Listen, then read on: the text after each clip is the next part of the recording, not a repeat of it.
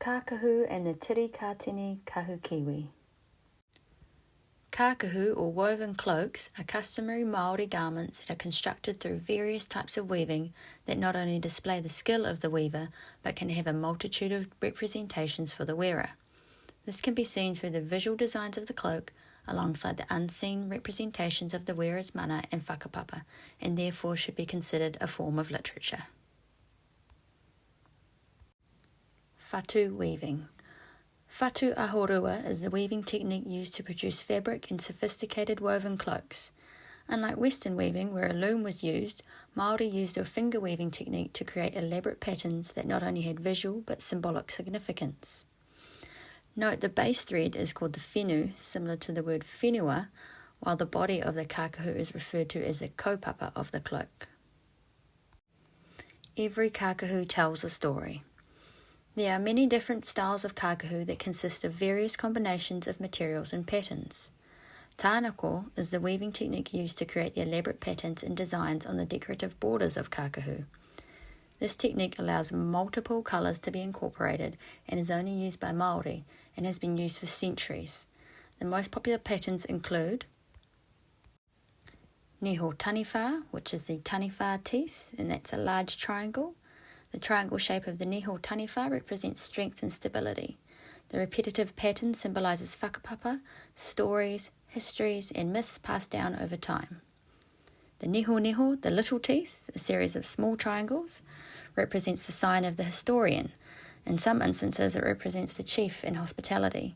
It represents also family houses within a tribe. The waharua, the double mouth, a diamond-shaped outline. The wahurua represents commitment and courage. And then we have the kākahu, which is the armpits shaped like a W or an M, represents protection. However, these patterns can hold slightly different meanings dependent on your hapu. The whakapapa of the kākahu. Wearing a kākahu signifies cultural pride, prestige, honour and ancestral connections, and were worn by ariki and tauhanga. They are also given as gifts to honour relationships, agreements and special occasions. Simultaneously, they can be used to cover the casket of a departed person. This is the ultimate honour, expressing mana, aroha and manaakitanga, dressing them symbolically for their final journey. The creation process. Whaia ki te uru tapanui a tāne, tāne te waiora, tāne te pukunga, tāne te tokorangi. Puta ki te whaiau, ki te ao marama. Tū te kana, tū te maraka, te tuhi te rarama e noho te matāra nei. Tū turu mai kia whakamaua kia tina. Haumi e, hui e, tāiki e. In customary Māori culture, weaving was taught in te whare pora, and traditional karakia encompassed the physical act of learning the skill of weaving. Weavers were initiated into a state of readiness to receive this knowledge through karakia, while also learning the spiritual and whakapapa connections. The art of weaving was not passed down through written literature, but through the oral teachings and kupu of rāranga from the knowledgeable women that had been taught by previous generations and ancestors. The daily practice of whatu, rāranga, and the preparation of the materials from the environment required patience and precise methods, which all contributed to the well-being of the hapu. The concept of whatu and kākahu. Traditionally, the art of weaving was predominantly completed by females, as the goddess of te whare paura is Hine te Waiwa, and the art always maintained a connection with Papatūānuku. When speaking of te whare paura, Tamarapa states that it is not only a physical space, but a state of mind that comes from years of mastering the art form in its totality. Puketapu Hetet states that the ancient Polynesian belief is that the artist is a vehicle through whom the gods create. When looking at the process of creating a kākahu, we can see that everything links back to te ao Māori. The customs surrounding the teaching of weaving, the kaupapa, the whenu and the whakapapa all intertwine. Every piece of material, individual colour and pattern have a meaning. Every element has a kaupapa and a whakapapa. Wearing a kākahu showcases the wearer's mana, and from a traditional Māori worldview, mana comes from te kore, the ultimate reality, the starting point, the potential for all things to come into existence, and contains unlimited potential for being. The use of natural materials solidifies the relationship between the whenua and the people. They do not sit separately, but are interconnected through respect and interdependence. This is not just an item of clothing as the Western world would view it. It's an embodiment of the unseen soul, a supernatural force, something that is unmeasurable in the Western sense. When looking at how all the above intertwines and nothing sits separately, we can begin to see why wearing a kākahu is such an honour. So why hasn't the kākahu been considered as literature?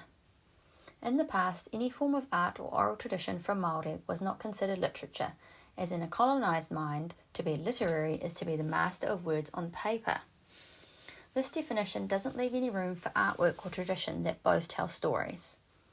The terms word and language arise when trying to define what literature is, but because the early Māori had no written language, their art and oral traditions should be seen as their language.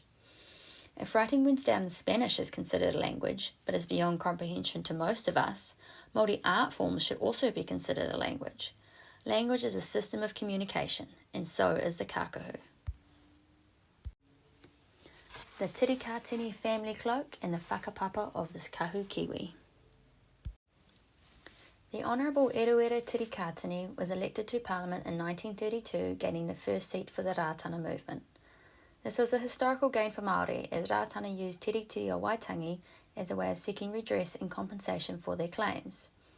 During this time, all 4 Māori seats were held by members of the Rātana movement.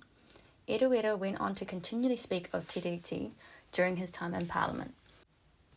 He formed the historic alliance between Māori and the Labour Party and was the chairman of the Māori Policy Committee.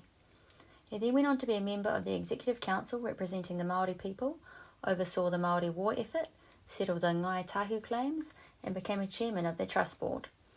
He also lobbied for Waitangi Day to be a public holiday.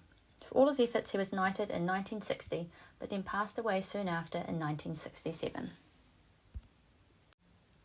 The kahu kiwi was gifted to Eruera by Tahu Pōtiki Rātana on his accomplishment of being elected to Parliament as the first person from the Rātana movement. The kahu kiwi was then passed down to his daughter, Labour parliamentarian, the Honourable Kākahu the Tirikātene Sullivan, and then on to his son, Te Kukupa, a Māori leader at the Manukau Institute of Technology. When I wear it, he said, I feel very humble, yet very proud of where it has come from. It not only gives me warmth outside, but I feel very warm inside. So why is it important to recognise this kākahu as literature? This kākahu is the embodiment of literature. It tells a story, not only visually, but spiritually. It communicates mana, pride, honour, and whakapapa. It is a vehicle of communication and therefore is literature. Unfortunately, without these types of artworks being considered literature in the Western sense, we may never fully understand them, and they may drift into the past of lost traditions. To close my presentation, I'll leave you with this whakatauki from Te Kukupa. E kore tae e te whenu kotahi, ki te raranga i te whāriki, ke mōhio i tātou ki a tātou.